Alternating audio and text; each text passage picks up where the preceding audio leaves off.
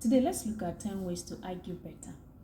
It is no secret to any married person or anyone who is in a committed, intimate relationship that quarrels occurs time to time. Some of the couples, this happens a few times, while other couples, it happens frequently. And some others, this brings about frustration, anxiety, and provocating, etc. And in those kind of couples, this can actually lead to the end of the relationship. It is good for everybody to know that these things called quarrel is something that you can never do without in a relationship. It is part of the relationship because you both are two different people from two different backgrounds.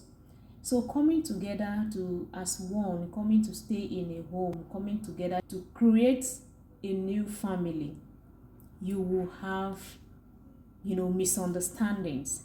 But these misunderstandings shouldn't lead to the end or the break of the relationship. Rather, you people need to disagree to agree and then get stronger in it to build the relationship or the family. It is important to set up rules for arguing because this is where most times we go out of the topic of the disagreement. So when you set up rules for arguing, it will enable you to align, to be on point whenever there is any argument or disagreement. And what you need to do, both of you come together, sit down, and write out or agree on what should be the rules. And by the time you agree on this, you write it out, paste it in a visible place where whenever there is any misunderstanding or disagreement, you look at the rules you have listed so you can stay in line with your rules. Because a lot of time people stray. This is the topic of disagreement, and somebody will bring the past into what is never the same, as into a new topic. You talk on this one, try to see how you iron out what it is in this topic and not bring what has passed. So that is why it is good for every couple, especially newlywed, to take this serious. Number one you need to do is to stay focused on the topic of disagreement, just like I mentioned before, and do not stray from that topic for any reason. Do not stray. The second thing you need to do is to refrain from using abusive or curse words, because these are the words, a lot of bad words that people use when they are having misunderstanding or arguing with the partner. You hear a woman telling the husband, "You're a big fool." These are wrong words to be used.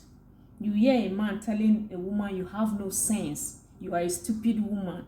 These are words not to use, no matter how angry you are in a relationship. The third thing you need to do is do not derail the issue, by saying something else. I said it before.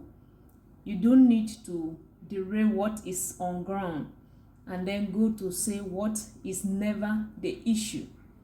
So learn to stick to the topic on ground and what is causing the disagreement. That will enable you to concentrate and speak on what is on ground and say how you iron out and then come to agreement. The fourth thing you do is, instead of trying to win the argument, work on coming to some kind of consensus. Because instead of looking at, is there anybody who wins agreement in marriage? No, I don't see it that way. Because you arguing because you feel you know better, or you feel your opinion is the paramount, your opinion should be what should be taken. That is when you see the issue will go out of hand.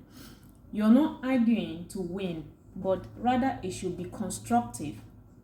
The fifth thing is, if anyone has been drinking, if you notice your partner has been drinking or has, been using drugs, please do not go into argument with them, as they will not even, understand what you're talking about, and that can take that argument to a different level. Because when somebody is controlled by an influence, you will not expect that person to be rational in argument. So when you notice that your partner has been drinking alcohol or has been using drugs, please avoid anything argument. The sixth thing is give one another permission to pause. While you are talking, you should be able to pause for the other person to talk. Do not dominate the whole conversation. Remember, this is an argument. So when you take it that it is only you that will speak, and then let the other person just be there to listen, that person will have something to say. So as you talk, you should remind yourself that you need to pause for the other person to talk. And when you are in this argument and you notice that you're boiling or your partner is boiling, the demeanor, the countenance of your partner has changed, please just take a permission and walk out. Excuse yourself and take a walk, because that will help to calm nerves. That will help to calm nerves. Do not continue in that argument, as that can explode and get into what it shouldn't have been. The seventh thing is, if you know you have made a mistake, please do well to own it. Do not keep arguing and then trying not to admit. It is good, and it shows that you are responsible when you admit to your wrongs. Please, because as this will help the home to grow, and then there will be harmony in the home. The eighth thing is avoid using any inclusive words like "you always do this" or "you will never understand," "you will never do this," "you always do this." Please avoid using such words, as those words makes your partner to be defensive. So it is good you rather use you, how you feel, not you always, not your partner. Use yourself. This is how I feel about this thing that you have done. So that will enable your partner to see into you and see how they can, make you, or, apologize for whatsoever they have done and so on.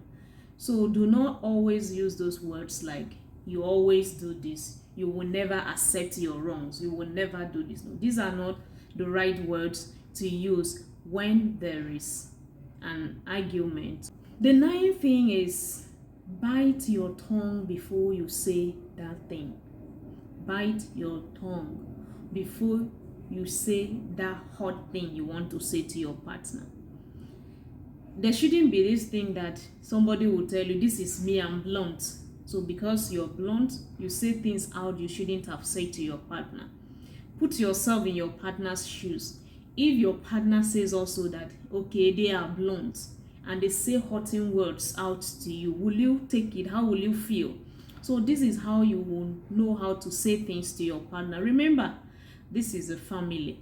Remember, this person is not your enemy.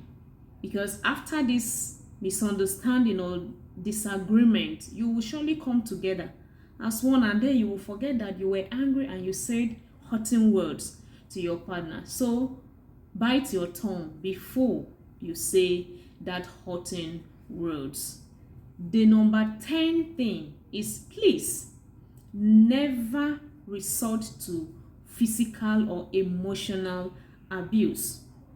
No matter the provocation, no matter how angry you are, never resort to physical or emotional abuse. Because when that happens, then that home is not safe. So it is good that as couple, you fight healthily. No one says you will not fight as a couple. No one says so. Every couple fights. Every home has this. No one will come and tell you, "Hey, I have never had issues with my partner." No. So what matters is, do you fight healthily? Couples should learn how to fight healthily, because that is what makes you to grow together and be, bonded, and be solidly, supportive to one another. When you fight healthily, you will make a better home than breaking your home. So in that anger, when your emotions are boiling, learn how to keep some things. No matter how you feel, no matter how angry you are, just learn how to use your head and say the right words. Learn how to hold those hurting things, because most times when we are angry, all we speak is those bitter things, those bitter words, those hurting words, and we don't care. Then later we'll come and regret. It is not good after the quarrel, then you start regretting what you say to your partner and so on. So for you to make a happy home, for you to make a wonderful home, a home that will be filled with peace, love, and harmony, then you need to learn how to fight well.